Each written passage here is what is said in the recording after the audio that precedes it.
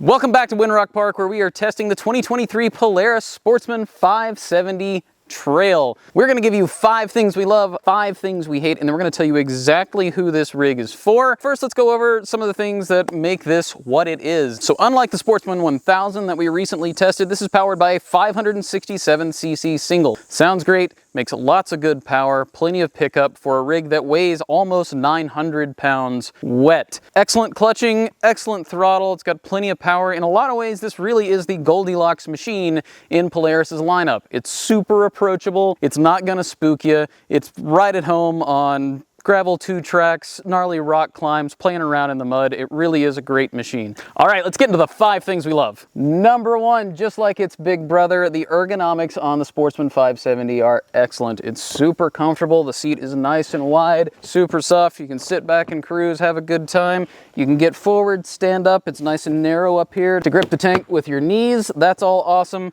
It really is a comfortable place to spend time, whether you're railing down a trail or putting around the farm. Speaking of ripping or bopping around the farm, the second thing that we love is the clutching on this machine. Throttle application, super smooth, super controllable. You can really put this machine exactly where you want it. You can control tire spin, all because of some really excellent clutching work. That's also very similar to the Sportsman 1000. A lot of that DNA from that bigger, more expensive machine runs right down into this machine, and it makes for a great ATV. Part of that controllability is also the throttle mapping. This is an EFI model, just like the Sportsman 1000, and it is super progressive. There's no hitch, there's nothing. The throttle mapping is truly, truly excellent, truly intuitive. So good that you just don't think about it, which is exactly what you want out of a throttle on an ATV. The third thing we love is the lighting. This thing has some super attractive, super clear, super bright LED lighting. Gone are the days of those crappy halogen lights that would fill with water, you'd bust bulbs all the time, or worse, at night you just couldn't see anything.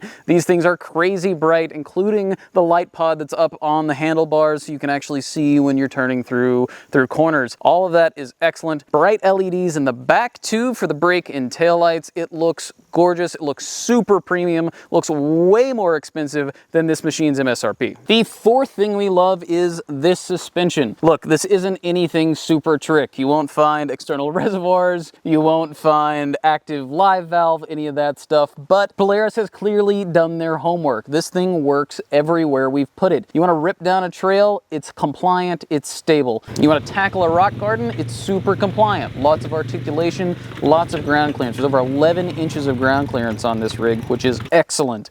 It is just a really, really well-sorted machine, and that's hard to do on a rig that has to play double duty as both a sport rig and a workhorse, right? This thing can tow almost 1,400 pounds, and that typically goes with some really, really stiff spring rates. This thing doesn't have that. It feels super comfortable, super compliant everywhere we've put it. The fifth thing we love about the Sportsman 570 is this is the Goldilocks machine out of the Polaris lineup. Honestly, I like this machine more than the Polaris Sportsman 1000 in a lot of ways. It's just more approachable. It's got lots of power, more than you need for most situations, and it feels lighter on its feet despite having a very, very similar dry weight. Look, if you're new to ATVs or you're looking for a thing to just get some work done around the farm, you don't need a 1000cc unit. This guy right here will do everything you need.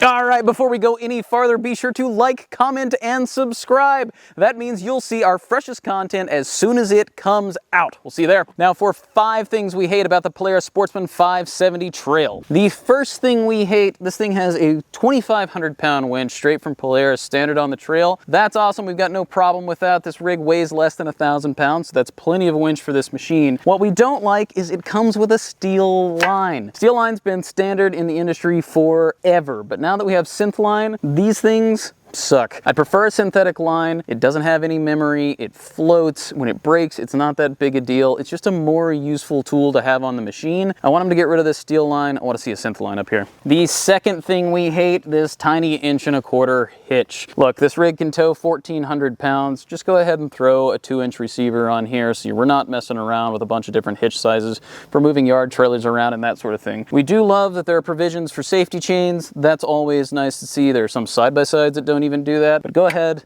give us a bigger hitch, make this thing the workhorse it is. All right, now it's time for me to get a little bougie on you. The third thing I hate about this rig, no cup holder. Come on, man, if I'm riding down the hill to get the mail in the morning, I want a place to stick my coffee. I want a place to throw a water bottle without having to open up the front hatch. That's a bummer. Just give me a little cup holder, place to go. If my lawnmower has a cup holder, this rig should have one. The fourth thing that we hate about the Polaris Sportsman 570 is minimal storage. All right, I'm gonna show you everything we got. That's it. Two little cubbies here. It is sealed, which is nice. It's going to keep the majority of the dust and water out of this thing, but that's not a lot of room. Yeah, you've got a pretty spacious rack front and rear, but all of that's going to require a dry bag, all the rest of that. I just need a place to shove things like a big water bottle, my keys, stuff like that, that's easily accessible. I don't want to have to get up, undo 2 latches each time to get in here. That should be pretty easy to solve, right? Either a single-handed latch so that it's easy to open this thing without having to take your hands off both bars, undo these latches, or a lockable cubby that's water and dust tight. Either one of those things would be excellent. All right, time for the fifth thing that we hate about the Polaris Sportsman 570, and this is a little nitpicky, but we've seen some competitors do it better. Down here, you've got these plastic foot pegs. These are pretty much industry standard, but we're starting to see some competitors do it a little different, where you actually have bolt-in metal teeth here so that when these wear down, you can replace them. Look, these things have plenty of grip. We've been ripping around all day with no problem, but I can see where in a couple years, those teeth wear down, you got your feet scooting back and forth. That's not ideal.